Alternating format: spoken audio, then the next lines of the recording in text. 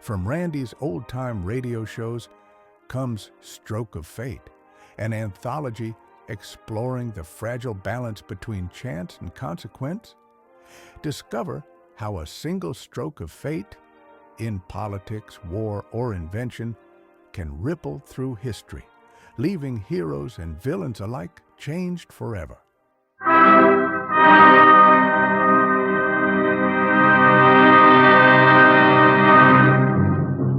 Stroke of Fate. The fate of you who are listening, of nations of the world, has often hung upon accident or upon decisions that made another way would have substantially altered the course of human events.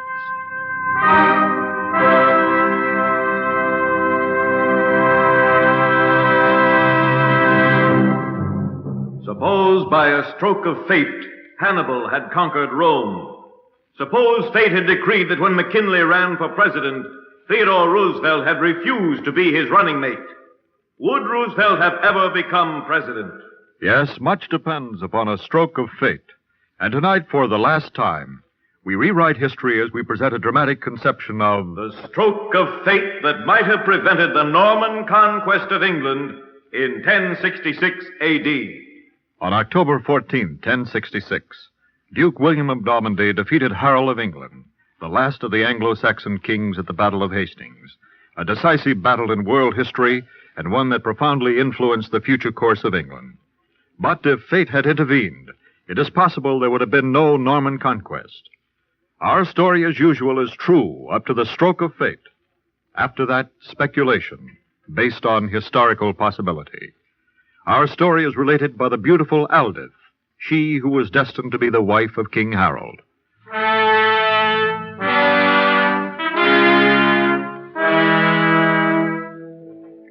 In the year of our Lord 1064, King Edward the Confessor sat on the throne of England. Edward being old and weak, the country was ruled by Earl Harold Godwinson, and he ruled wisely and well. Earl Harold in that year 1064 was shipwrecked with some of his men on the coast of France, being then imprisoned and held for ransom by Guy, Count of Ponthieu. Harold was ransomed from Count Guy by William, Duke of Normandy, and Harold and his men then rode to the Duke's castle, where he was greeted by William. I owe you much thanks, William. Were it not for your ransoming me, I would still be lying in the dank and noisome dungeon of Count Guy. I, my brother, Earl Wolfnoth, and my men. You are indeed welcome here, Harold. But why did you not pay the ransom Count Guy demanded so that you might return to England? I would see the dog hanged first, rather than pay him a silver penny. I believe he lured us onto the rocks so that we might be shipwrecked. But to you, I will pay ransom, if you so wish. Let us not talk of ransom, Harold. You are my guest. Much have I heard of you, and in your favor. And glad I am to see you here. And I to see you. Harold, I will be open with you. There are those who say you would be the next king of England. There is already an heir to the throne, William. Edgar, a child, a weakling. He could never hold the throne. He is the nearest kinsman to King Edward. I, too, am Edward's kinsman. And you know that when I visited England 13 years ago, King Edward promised that I would be his heir. You know this. William, I have never heard King Edward say this.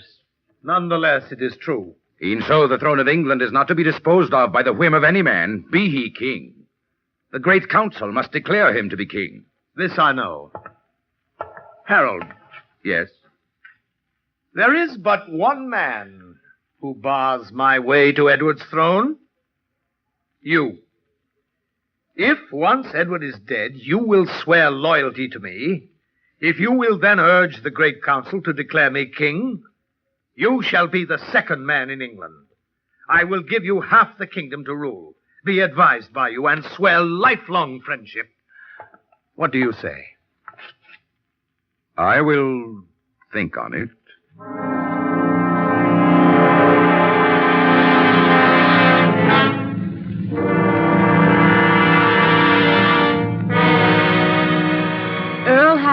stayed that winter with Duke William and was royally entertained. Good to look upon, he much pleased the ladies of the court, and the Duke showed him much affection. Yet when Harold hinted at returning to England, the Duke found ways to persuade him to stay. Then in May, Harold came to the Duke. William, I have received letters from King Edward and my kinsman. I must return to England.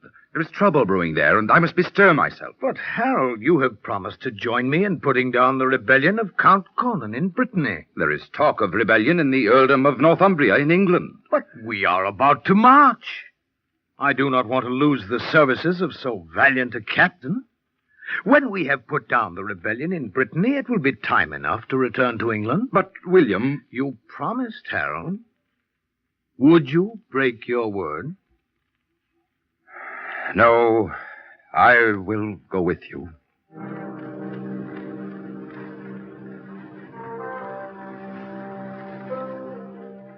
With Earl Harold striving nobly as a commander in Duke William's army, the rebellion in Brittany was quelled by midsummer, and the Duke gave Harold the highest honor in his power by knighting him on the field of battle.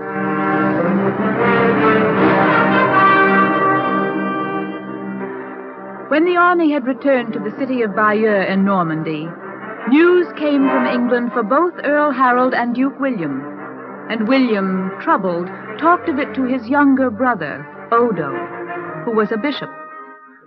Odo, these tidings from England are such that Harold will want to go home now.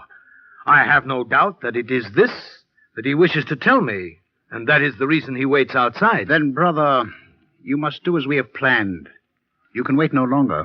I have, I must admit, grown fonder of Harold than I thought could be possible. Brother, he is your enemy. You both grasp for the same prize. I would have him as my friend. Love, friendship, these count for nothing when you are reaching for a king's scepter. He must take the oath now. Yes, you're right. Let Earl Harold be admitted to this chamber. It is not like you to show such weakness, brother. Harold has sought to charm me out of my determination. Were it less strong, he might have succeeded. William, there are evil tidings from England. My brother Tostig's earldom of Northumbria is on the verge of rebellion. King Edward lies sick. There is unrest in the entire land. I know, Harold. I must return home now, or England will be torn by violence. Harold, King Edward's days are numbered, and so I would remind you of that of which we once did speak. The king did promise to make me his heir. So you said. So he did. Before you return, I ask you to swear before your followers here and my Norman lords that insofar as you can help, the English throne will be mine. In return, I will grant you half of England to rule. And if I will not swear? Earl Harold, you wish to return to England, do you not? So that's where the wind lies, Bishop Odo. I grant you more than I would any other man, Harold. If I do not go back now, England will be ablaze. Well? I will take the oath.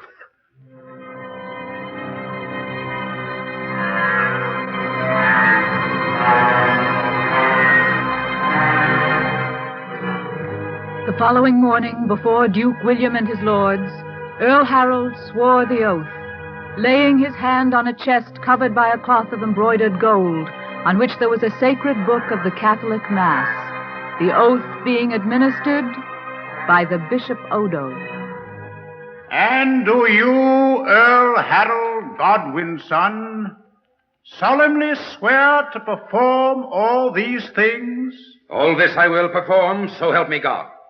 May God be thy help. Take off the cloth from the chest on which Earl Harold swore. And what be these? These are the bones and relics of saints. On them did you swear your oath. Harold, I would that you now give me a hostage for your oath. A hostage? But why? Do you not believe me? It is the custom. Whom would you have? Your kinsman. Your brother, Wulfnoth.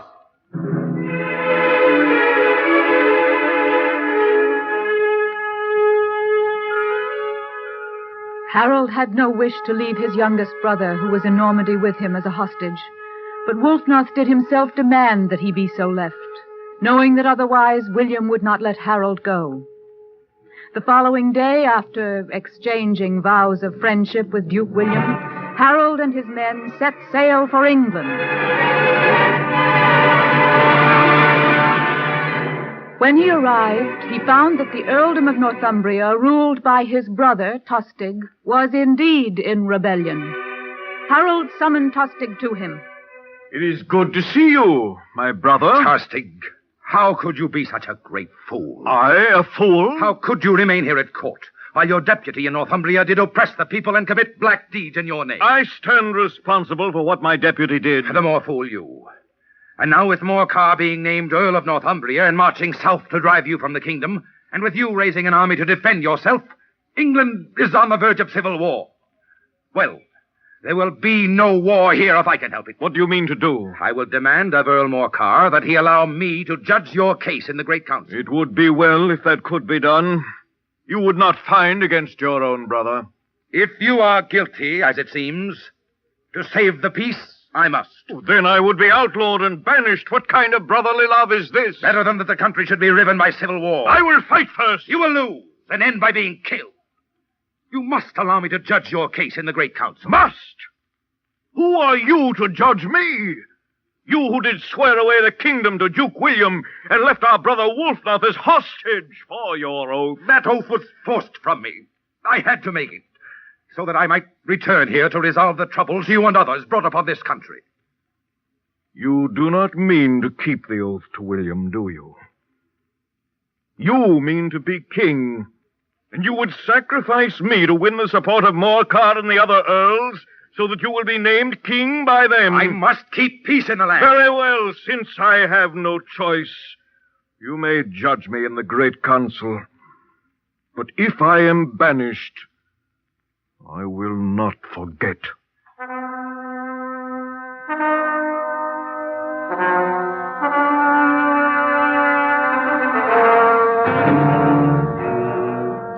Tostig, banished from England, sought to arouse foreign princes against Harold and did not succeed at first. At length he sent a message to Harald Hardrada, King of Norway, a man nearly 7 feet tall, one of the mightiest warriors in Christendom. Tostig invited Norway's king to join him and come down upon England, and Harald Hardrada listened willingly and sent Tostig a message in reply.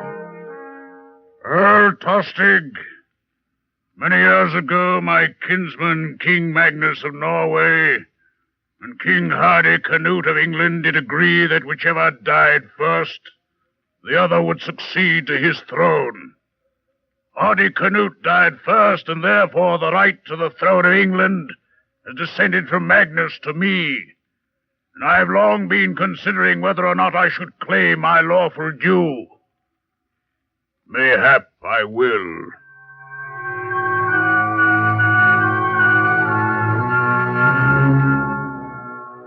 For a long time had my brothers, Earl Morcar of Northumbria and Earl Edwin of Mercia in England, desired Harold to wed with me.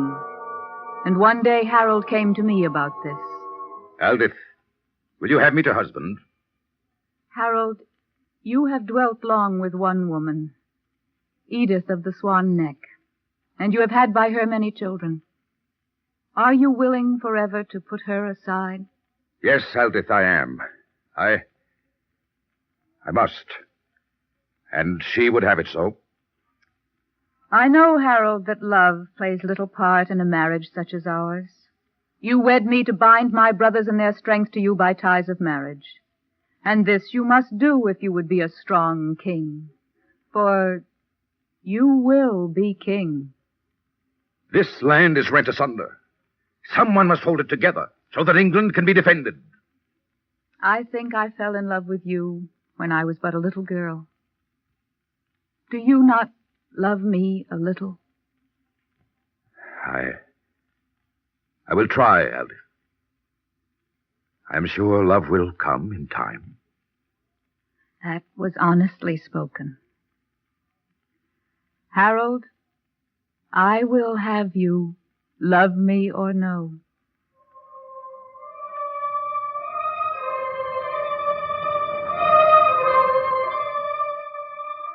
Earl Harold and I were betrothed at a feast before King Edward. But before we wed, King Edward became grievously ill and died on January 5th in the year of our Lord 1066. Just before he died, he named Harold as his successor. Harold then was chosen by the great council, and none did say him nay, and the people also were for Harold. Harold was crowned. Tidings of this were brought to Duke William. Brother, Harold has seized England. What do you now?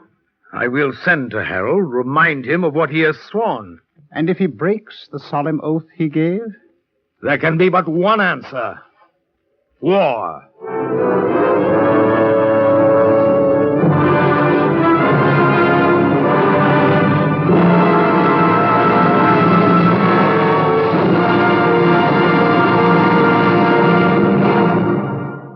You are listening to a dramatic conception of The stroke of fate that might have prevented the Norman conquest of England in 1066 A.D. Our story has been true up till now, and continues so up to the stroke of fate, which would have changed history.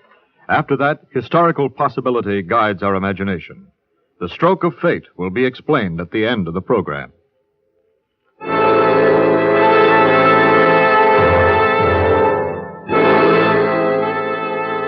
King Harold, Godwin's son, and I were wed in the city of York in Northumbria, the earldom of my brother Morcar. Duke William then sent an envoy to King Harold, demanding that he keep the oath he had sworn and turn over the kingdom. And to this Harold said, Tell your master, Duke William, that I have been absolved of the oath I took, for that I was compelled to take it. Tell him that I would be his friend, but that I cannot deliver up my land and its people to him. My people have said, we would rather have war than bow our necks to the yoke of a foreign king. We would rather die.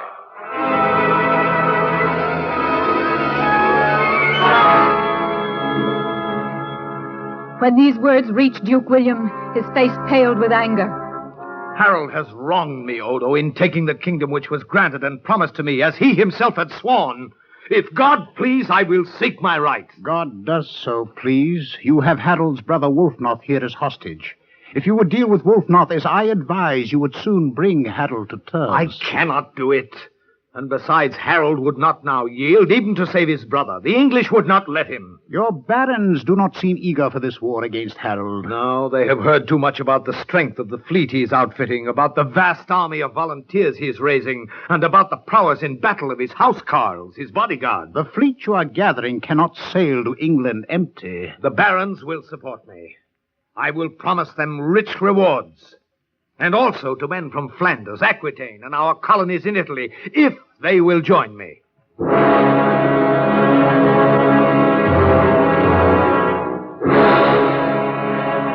Earl Tostig, Harold's brother, came from Flanders to Duke William to urge him to attack quickly.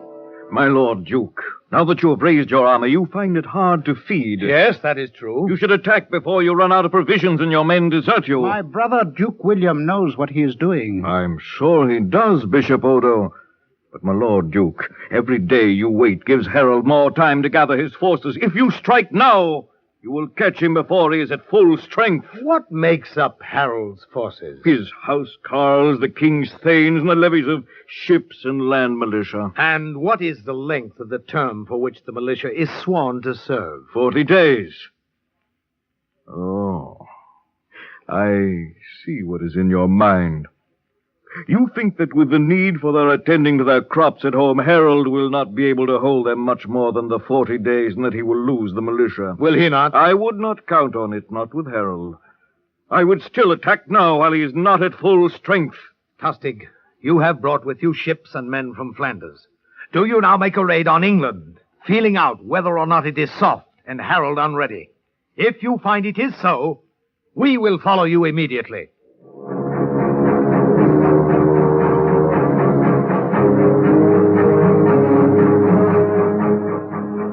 In May, Tostig and his Flemish allies harried the Sussex coast of England, sailed north to the Humber River, and disembarking, were defeated there by my brother, Earl Edwin. Thence, with the small force he had left, Tostig made his way to Scotland, where he decided to remain until he could be aided by King Harold Hardrada of Norway. who now, like William, was preparing to invade England. My husband, King Harold Godwinson, slept neither night nor day as he made ready for England's defense.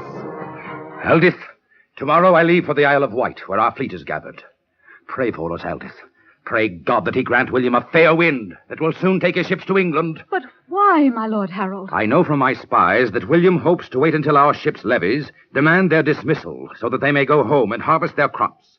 I've already held these men beyond their term. I do not know how much longer I can hold them. But they cannot go home and leave the coast defenseless. They risk their crops rotting in the fields. But fortunately, Duke William also can no longer wait, for he lacks provisions with which to feed his men, and so must attack across the channel as soon as possible. Only the unfavorable wind has kept him from attacking. Please God it will blow, so that his ships will be able to sail here before those who man our vessels must go home.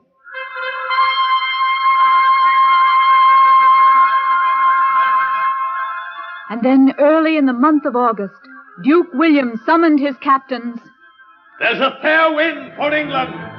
We sail for the shores of England today.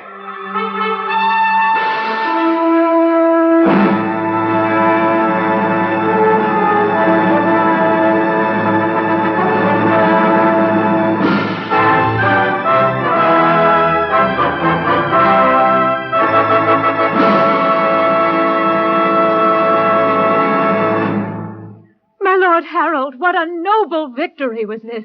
I would hear of it from your lips. Eldith, we met them in mid-channel. The Norman ships, weighed down by the horses and the arms they carried for the invasion, were unwieldy and no match for our English vessels. And Duke William? I saw him die under a housecarl's battle-axe. Then England is saved. For now. But this fight cost many English lives. And whether or not King Harold Hardrada of Norway thinks it has weakened us so that he can safely invade our land is still to be known.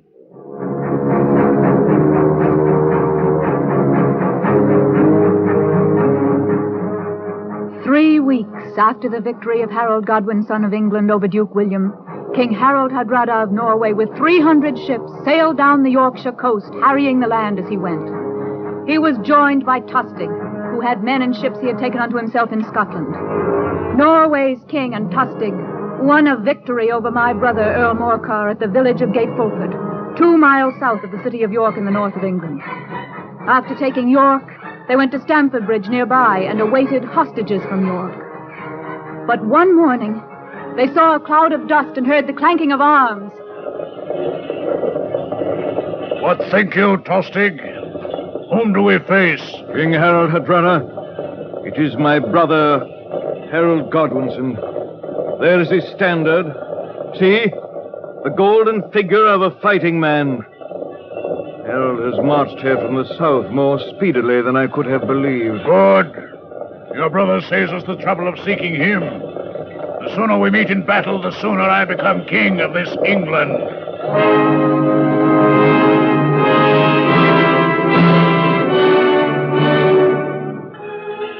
The hosts of England and of Norway were drawn up in battle array.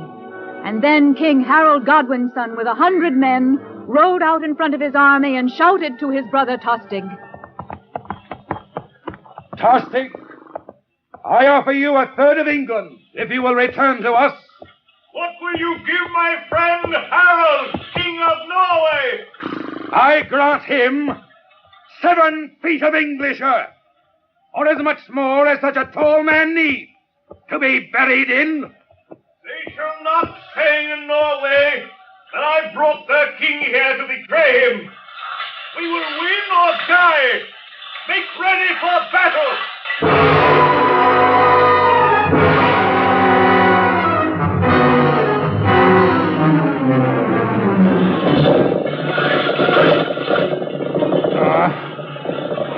Tostig, pull out this arrow from my chest.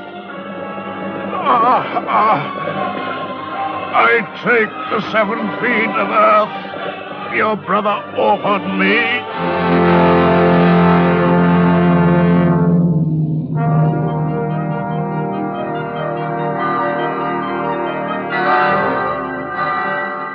It was a great victory at Stamford Bridge, and all over England bells rang out in celebration. And when Harold returned... Eldith, after Norway's king was dead, again I offered a peace to Tostig, for the sake of our mother who bore us. But he shouted nay, and died under Harold Hardrada's standard of the Raven. And Norway's fleet? All of their ships fell into our hands. Eldith, never again, do I think, will Norway or Normandy try to invade us. And any other nation will think much on it before it tries, as long as the old line of Anglo-Saxon kings continues to rule and claim the loyalty of Englishmen. And long may that be, Harold. For come Eastertide, you shall have an heir.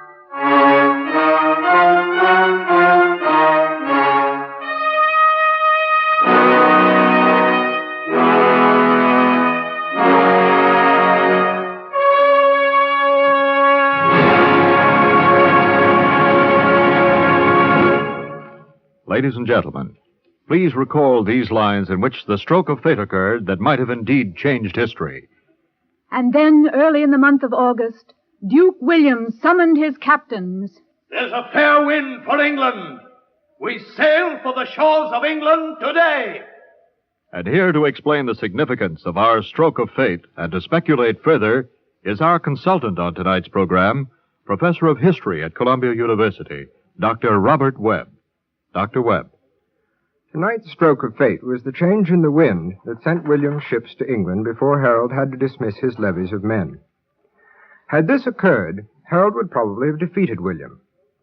Actually, William was delayed until the 27th of September, by which time Harold had been forced to send home his uneasy militia and to lay up the ships that guarded England's coasts. Furthermore, because unfavorable winds delayed him, William set sail 2 days after Harold's victory over Harold Hardrada, not a month before, as in tonight's reconstruction. Historically, within 13 days of receiving the news of William's landing, Harold marched his men 250 miles south. He had only a battle-weary, depleted, and ill-equipped army to send against a vigorous professional army of Norman knights.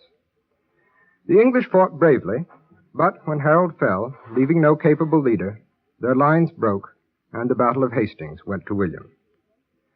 The result for England was an alien occupation, the loss of its native aristocracy, and a harsher life for its lower classes.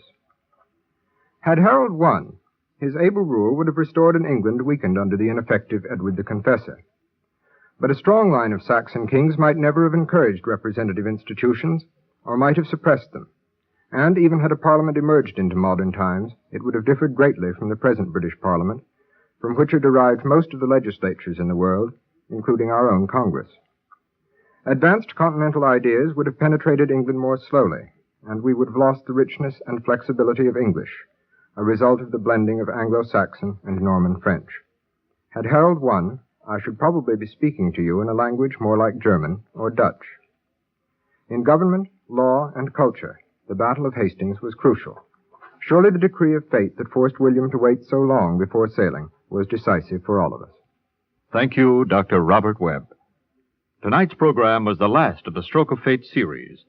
Now here to say a few words is the co-producer of Stroke of Fate, who wrote most of the programs, Mort Lewis. Ladies and gentlemen, I hope you've enjoyed listening to Stroke of Fate half as much as I've enjoyed writing it. I want to thank you for listening and for your many stimulating letters. I also wish to express my sincere gratitude to some of America's most noted historians for their invaluable contributions to this program. Gordon Craig, James Thomas Flexner, Moses Hatta, Stephen Laurent, Richard B. Morris, Ralph Marcus, Alan Nevins, and Robert Webb. Thank you, and good night.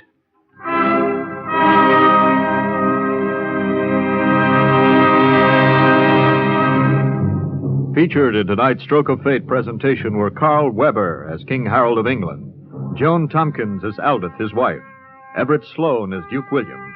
Others in the cast were Ralph Bell and William Griffiths. Your announcer, Lionel Rico. Stroke of Fate is produced by Morton Lester Lewis, prepared in consultation with the Society of American Historians, conceived and written by Mort Lewis and directed by Fred Way. Hear Meet the Press tonight on the NBC Radio Network. Well, folks, that's it for this episode here at Randy's Old Time Radio Shows. Before we wrap up, it's worth noting that Randy dedicates countless hours to restoring and editing every single show before it's uploaded for your listening pleasure. Our goal is to preserve these old-time radio treasures and make them sound as clear and warm as the day they were first broadcast. If you'd like to support his hard work and help keep these classic shows coming, any donation, big or small, is sincerely appreciated. You'll find donation links in the description below. Or if a QR code appears on your screen, simply point your phone's camera at it and follow the prompts. Randy sincerely thanks you in advance for helping keep these shows alive. Thanks for joining us, friends. Until next time, keep the memories warm and the stories close.